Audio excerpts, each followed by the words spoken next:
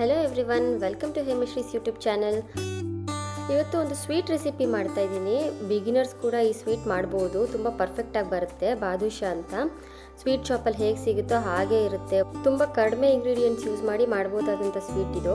ಹೋಲಿ ಹಬ್ಬ, ದೀಪಾವಳಿ ಹಬ್ಬಗಳಲ್ಲಿ ಈ ಸ್ವೀಟ್ ಮಾಡ್ಬೋದು. ಬನ್ನಿ ಹೇಗೆ ಮಾಡೋದು ಅಂತ ನೋಡೋಣ. ಮೊದಲಿಗೆ ನಾನು 1 ಕಪ್ ಆಗೋಷ್ಟು ಮೈದಾ ಹಿಟ್ಟು ತೊಗೊಂಡಿದ್ದೀನಿ. ಅದಕ್ಕೆ ಒಂದು ಸ್ವಲ್ಪ ಉಪ್ಪು, ಒಂದು ಪಿಂಚ್ ಆಫ್ ಸಾಲ್ಟ್ ಹಾಕಿದ್ರೆ ಸಾಕು. 1 ಟೀ ಸ್ಪೂನ್ ಆಗುವಷ್ಟು ತುಪ್ಪ ಹಾಕೋತಾ ಇದ್ದೀನಿ. ಈ ರೀತಿ ತುಪ್ಪದಲ್ಲಿ ಎಲ್ಲ ಹಿಟ್ಟನ್ನೆಲ್ಲ ಮಿಕ್ಸ್ ಮಾಡಿ ನೋಡಿ, ಹೀಗೆ ಗಟ್ಟಿಗೆ ಹಿಡಿದ್ರೆ ಒಂದು ಶೇಪ್ ಬರಬೇಕು. ಅದಾದಮೇಲೆ ನಾವು ನೀರು ಹಾಕಿ ಕಲಿಸ್ಬೇಕು. ಹೀಗೆ ಸ್ವಲ್ಪ ಸ್ವಲ್ಪ ನೀರು ಹಾಕ್ಕೊಳ್ತಾ ಕಲಿಸ್ಕೊಂಬರ್ಬೇಕು. ಚಪಾತಿ ಹಿಟ್ಟಿನ ಅದಕ್ಕೆ ಕಲಿಸ್ಕೊಂಡ್ರೆ ಸಾಕು, ತುಂಬ ತೆಳ್ಳಗೆ ಮಾಡಬೇಡಿ. ಇದನ್ನು ಅಟ್ಲೀಸ್ಟ್ ಒಂದು 15 ಮಿನಿಟ್ಸ್ ಆದರೂ ಅದನ್ನು ನೆನೆಯಾಗಿ ಬಿಡಬೇಕು. ಅಷ್ಟರಲ್ಲಿ ಒಂದು ಪಾಕ ಮಾಡ್ಕೊಂಬರೋಣ. ಅದಕ್ಕೆ 1 ಕಪ್ ಆಗುವಷ್ಟು ಸಕ್ಕರೆ, 1 ಕಪ್ ನೀರು ಹಾಕ್ಕೊಂಡಿದ್ದೀನಿ. ಚೆನ್ನಾಗಿ ಕುದಿಬೇಕಿದು. ಪಾಕ ಅಂದರೆ ಇದು ಸುಮ್ಮನೆ ಒಂದು ಸ್ವಲ್ಪ ಅಂಟು ಬಂದರೆ ಸಾಕು. 1 ಸ್ಟ್ರಿಂಗ್ ಕನ್ಸಿಸ್ಟೆನ್ಸಿ ಅಂತೀವಲ್ಲ ಅಷ್ಟು ಬಂದರೆ ಸಾಕು. ಜಾಸ್ತಿ ಗಟ್ಟಿ ಪಾಕ ಎಲ್ಲ ಮಾಡ್ಕೋಬೇಡಿ. ಇದಕ್ಕೆ 1/4 ಟೀ ಸ್ಪೂನ್ ಆಗುವಷ್ಟು ಏಲಕ್ಕಿ ಪುಡಿ, ಒಂದು ಸ್ವಲ್ಪ ನಾನು ಫುಡ್ ಕಲರ್ ಹಾಕಿದ್ದೀನಿ. ನೀವು ಬೇಡ ಅಂದರೆ ಫುಡ್ ಕಲರ್ನು ಸ್ಕಿಪ್ ಮಾಡ್ಬೋದು, ಇಲ್ಲ ಸ್ವಲ್ಪ ಅರಿಶಿನ ಬೇಕಾದರೂ ಹಾಕೋಬೋದು. ಈಗ 15 ನಿಮಿಷ ಆಗಿದೆ. ಹಿಟ್ಟು ಸ್ವಲ್ಪ ಚೆನ್ನಾಗಿ ನೆನ್ಕೊಂಡಿದೆ. ಇದನ್ನ ಚಿಕ್ಕ ಚಿಕ್ಕ ಉಂಡೆಗಳಾಗಿ ಮಾಡ್ಕೊತಾ ಇದ್ದೀನಿ ನಾನು. ಇಷ್ಟು ಚಿಕ್ಕ ಚಿಕ್ಕ ಸೈಜಲ್ಲಿ ಮಾಡ್ಕೊಂಡ್ರೆ ಸಾಕು. ಇದನ್ನೆಲ್ಲ ಈಗ ಚಪಾತಿ ಥರ ಲಟ್ಟಿಸ್ಕೊಳ್ಳೋಣ.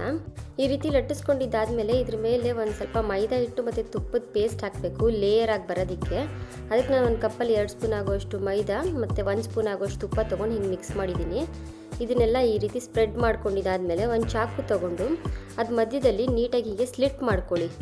ಮಧ್ಯದಲ್ಲಿ ಎಂಡಲ್ಲೆಲ್ಲ ಕಟ್ಟಾಗಬಾರ್ದು. ಈ ರೀತಿ ಸ್ಲಿಟ್ ಮಾಡ್ಕೊಂಡಿದ್ದಾದಮೇಲೆ ಅದ್ರ ತುದಿ ಇಟ್ಕೊಂಡು ಅದನ್ನ ಲಾಕ್ ಮಾಡ್ಕೊಳ್ತಾ ಬನ್ನಿ.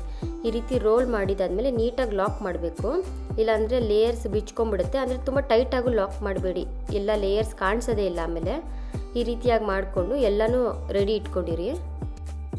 ಈಗೆಲ್ಲ ಮಾಡಿ ರೆಡಿ ಇಟ್ಕೊಂಡಿದ್ದೀನಿ. ಇದನ್ನ ಡೀಪ್ ಫ್ರೈ ಮಾಡ್ಕೊಳ್ಳೋಣ. ಎಣ್ಣೆ ಮಾತ್ರ ತುಂಬ ಲೋ ಫ್ಲೇಮಲ್ಲಿ ಇಟ್ಕೊಂಡಿರಿ. ಹೈ ಫ್ಲೇಮಲ್ಲಿ ಇಟ್ಟರೆ ಮೇಲ್ಗಡೆ ಕ್ರಿಸ್ಪಿ ಆಗಿಬಿಡುತ್ತೆ, ಮಧ್ಯದಲ್ಲಿ ಬೆಂದೇ ಇರಲ್ಲ. ನಾನು ಇದಿಷ್ಟನ್ನು ಫ್ರೈ ಮಾಡ್ಕೊಳ್ಳೋದಕ್ಕೆ 15 ಮಿನಿಟ್ಸ್ ಟೈಮ್ ತೊಗೊಂಡಿದ್ದೀನಿ. ತುಂಬ ಲೋ ಫ್ಲೇಮಲ್ಲಿ ನಿಧಾನವಾಗಿ ಸ್ವಲ್ಪ ಪೇಷನ್ಸಿಂದ ಇದನ್ನ ಫ್ರೈ ಮಾಡಬೇಕು.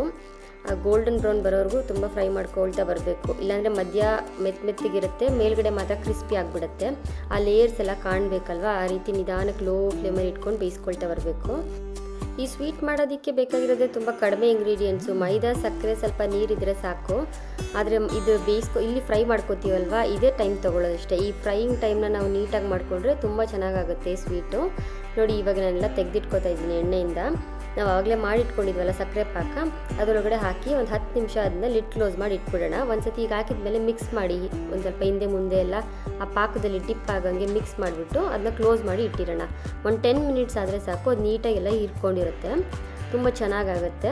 ಇದ್ರ ಮೇಲ್ಗಡೆ ಸ್ವಲ್ಪ ನಾನು ಪಿಸ್ತಾನ ಕ್ರಷ್ ಮಾಡಿ ಒಂಚೂರು ಹಾಕಿದ್ದೀನಿ, ಸ್ವಲ್ಪ ನೋಡೋಕ್ಕೆ ಚೆನ್ನಾಗಿ ಕಾಣಿಸ್ಲಿ ಅಂತ. ನೋಡಿ, ಪರ್ಫೆಕ್ಟಾಗಿ ಸ್ವೀಟ್ ಶಾಪ್ಸಲ್ಲೆಲ್ಲ ಹೇಗೆ ಸಿಗುತ್ತೋ ಹಾಗೆ ಕಾಣಿಸ್ತಾ ಇದೆ. ನೀವು ಮಾಡ್ಬೋದು ಈ ರೆಸಿಪಿ. ಒಂಚೂರು ಏನು ಫ್ಲಾಪ್ ಆಗೋದಿಲ್ಲ ಈ ರೆಸಿಪಿ. ಬಿಗಿನರ್ಸ್ ಕೂಡ ಟ್ರೈ ಮಾಡ್ಬೋದು. ಈ ರೆಸಿಪಿ ನಿಮ್ಗೆ ಇಷ್ಟ ಆಗಿದ್ರೆ ಲೈಕ್ ಮಾಡಿ, ಶೇರ್ ಮಾಡಿ, ನನ್ನ ಚಾನಲ್ನ ಸಬ್ಸ್ಕ್ರೈಬ್ ಮಾಡ್ಕೊಳ್ಳಿ. Thank you.